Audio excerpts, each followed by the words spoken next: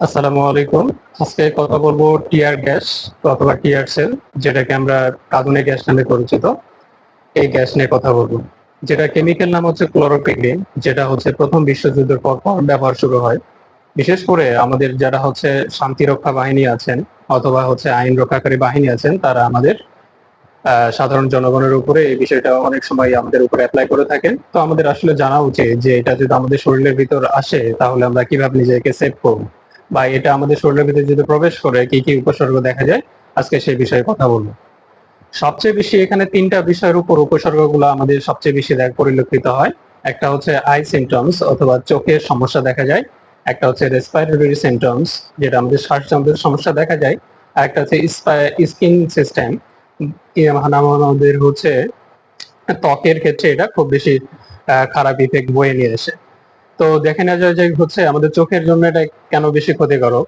যে ক্লোরোপিক্রিন যে অংশটা আছে, টিয়ার গ্যাস যে অংশটা আছে, সেটা আমাদের ল্যাক্রিমাল গ্ল্যান্ডকে সাধারণত অশ্রু তৈরিতে এখানে হচ্ছে উদ্দীপিত করে থাকে। এখানে অনেক বেশি টিয়ারিং হয়। মানুষের কোনো মানুষের শরীরে যদি টিয়ার গ্যাস প্রবেশ করে তাহলে আধা ঘন্টা থেকে 45 মিনিট পর্যন্ত ওই মানুষের অশ্রু নির্গত হতে থাকে।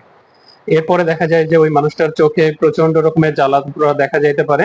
এরপর হচ্ছে টেম্পোরারি ব্লাইন্ডনেস, অর্থাৎ ওই মানুষটা দেখা যায় 30 থেকে 45 মিনিট ধরে চোখে অথবা কিছুই দেখবে না, অথবা ব্লাড ভিশন হতে পারে, অথবা ঝাপসা কিছু দেখবে, অথবা চোখে একেবারেই কিছু দেখবে না। এটার পরে সবচেয়ে বেশি এটা যদি আমাদের চোখের ভিতরে প্রবেশ করে, সবচেয়ে বেশি সমস্যা যেটা হয় সেটা হচ্ছে আমাদের চোখের যে অপটিক নার্ভ আছে সেই অপটিক নার্ভটা এটা ড্যামেজ করতে পারে। এরপরে এর পরবর্তীতে কমপ্লিকেশন হিসেবে দেখা যায় ক্যাটারাক্ট, অর্থাৎ চোখে যদি অধিক পরিমাণে প্রবেশ করে থাকে তাহলে চোখে ছানি পর্যন্ত পড়তে পারে। এবং দেখা যায় যে হচ্ছে কর্নিয়াল আলসার বা কর্নিয়াল ইরোশন, অর্থাৎ চোখের কর্নিয়া আমাদের যে অংশটা আছে সেই অংশের ভিতরে এটা ক্ষত তৈরি করতে পারে, প্রদাহ তৈরি করতে পারে। এরপরে দেখা যায় যে আমাদের শ্বাসযন্ত্রে এটা অনেক ধরনের সমস্যা করতে পারে। যদি আমাদের মুখের ভিতর দিয়ে অথবা নাকের ভিতর দিয়ে শরীরের ভিতরে প্রবেশ করে, তাহলে সেই ক্ষেত্রে দেখা যায় আমাদের শ্বাসনালী অনেক বেশি জ্বালা পোড়া দেখা যাবে। চেস্ট টাইটনেস, অর্থাৎ বুকের ভিতরে যদি আমাদের শরীরের ভিতরে প্রবেশ করে তাহলে বুকটা মনে হবে চেপে আসছে, এরকম অনুভূতি হইতে পারে। অথবা রেসপিরেটরি ফেইলরও হয়ে যেতে পারে, আমাদের যে কোনো সময় শ্বাসযন্ত্র ক্রিয়া বন্ধ হয়ে যাইতে পারে। স্কিনের ক্ষেত্রেও যদি আমাদের ত্বকের ক্ষেত্রে এটা আমাদের লেগে যায়, তাহলে ত্বকের ক্ষেত্রে সাধারণত অনেক বার্নিং সেন্সেশন দেখা যায়, অর্থাৎ অনেক জ্বালা পোড়া করে। তারপর হচ্ছে ব্লিস্টারিং দেখা যায়, অর্থাৎ সেই জায়গাতে ফোস্কার মতো অবস্থা তৈরি হয়ে যায়, সেই জায়গাতে লালচে হয়ে যায়। এবং সর্বশেষ যে অবস্থাটা দেখা যায় সেটা হচ্ছে অ্যালার্জিক ডার্মাটাইটিস, অর্থাৎ এই জায়গাতে লোকালি অ্যালার্জিক রিয়াকশন দেখা যাইতে পারে। তো এগুলো ছিল উপসর্গ। আমরা তাহলে এটাকে প্রতিরোধ করতে পারি কিভাবে?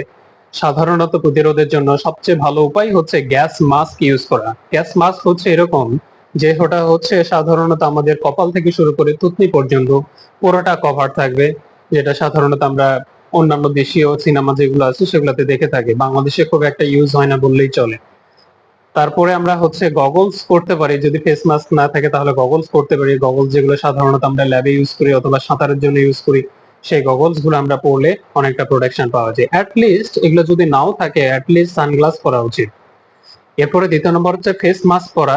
যখন সাধারণত আমরা যেগুলো সার্জিক্যাল মাস্ক করে থাকি, এইসব মাস্ক পরা। যদি সার্জিক্যাল মাস্ক না থাকে, কাপড় দিয়ে মুখ এবং আমাদের নাক যে অংশটা আছে সেই অংশটা পুরোটুকু আবৃত করা, যাতে কোনো প্রকার গ্যাস আমাদের শরীরের ভিতর প্রবেশ করতে না পারে। যতটা সম্ভব আমাদের শরীরে যাবতীয় যে ত্বক আছে সেই ত্বকগুলো আবৃত করে রাখা।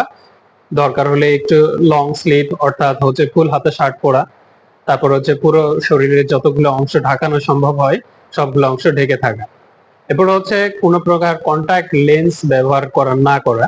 সাধারণত কন্টাক্ট লেন্স যদি অনেকের ক্ষেত্রে চোখে ইউজ করে থাকে, এই ধরনের লেন্স যদি চোখে ব্যবহার করে, তাহলে সেই ক্ষেত্রে দেখা যায় যে কন্টাক্ট লেন্সটা সাধারণত ওই যে ক্লোরোপিক্রিনের যে ক্ষুদ্র অংশ, পাউডার অংশ, সেই পাউডার অংশটা চোখে আসলে লেগে থাকতে পারে।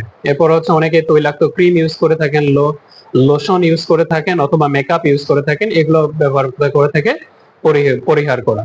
এরপরে যদি এই অবস্থান আমরা পরিচিত হয়েই যাই তাহলে আমাদের কি করা উচিত? অর্থাৎ আমাদের সাধারণত যদি আমরা টিয়ার গ্যাসের সম্মুখীন হয়ে যাই তাহলে কি করা উচিত? সর্বপ্রথম আমাদের খেয়াল রাখতে হবে বাতাস যেদিকে যাচ্ছে আমরা সেই দিকটা খেয়াল করব, এবং বাতাস যেদিকে যাচ্ছে সেদিকে মুখ ফিরিয়ে নেওয়ার ব্যবস্থা করা। কারণটা হচ্ছে যেদিকে বাতাস যাবে সেদিকে যখন আমরা মুখ ফিরিয়ে নিব, তখন উল্টা দিকে আমাদের পিছনের দিকে টিয়ার গ্যাস গুলো এসে অবস্থান করবে, আমাদের নাক এবং চোখে মুখে প্রবেশ করবে না। এরপরে দ্বিতীয় নম্বর বলা অ্যাজ সুন অ্যাজ পসিবল, যত দ্রুত সম্ভব ওই জায়গাটা থেকে, ডেঞ্জার জায়গা থেকে সেখান থেকে সরিয়ে আসার ব্যবস্থা করা।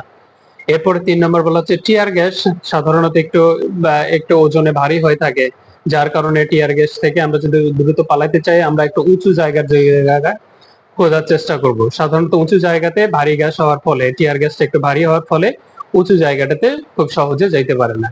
এরপরে বলা হচ্ছে যে ঠান্ডা পানিতে সাধারণত মুখ ধোয়ার ব্যবস্থা করা, আশেপাশে খেয়াল করা যে কোথাও কোনো ঠান্ডা পানি আছে কিনা। ঠান্ডা পানি দেওয়ার ক্ষেত্রে অবশ্যই আমাদের খেয়াল রাখতে হবে ঠান্ডা পানি যখন আমরা ঝাপটা দিব সেই পানির অন্যান্য অংশগুলো, ঝাপটার অংশগুলো যাতে আমাদের শরীরের অন্যান্য অংশে না পৌঁছায়।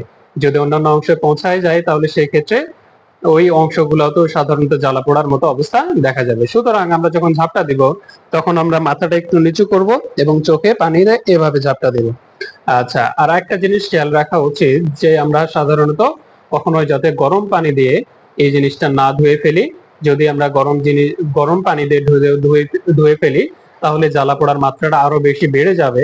কারণটা হচ্ছে এই সময় গরম পানি দেওয়ার ফলে আমাদের যে লোমকূপ গুলো আছে সেই লোমকূপ গুলা বড় হয়ে যায়, যার কারণে ক্লোরোপিক্রিন অথবা টিয়ার গ্যাস আমাদের শরীরের ভিতরে আরো বেশি প্রবেশ করবে, আমাদের জ্বালা পোড়ার মাত্রা আরো বেশি বেড়ে যাবে।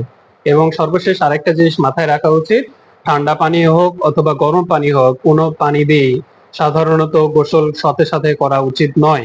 যদি আমরা সাধারণত গোসল করে ফেলি তাহলে আমাদের এই ক্লোরোপিক্রিনের মাত্রাটা পুরো শরীরে ছড়াই যাবে। তো এইসব জিনিসগুলো আমাদের মাথায় রাখতে হবে এবং যত দ্রুত সম্ভব হাসপাতালে ভর্তি করতে হবে। তাহলে আজকের কথা এই পর্যন্ত থাকলো। সবাই ভালো থাকবেন, সুস্থ থাকবেন।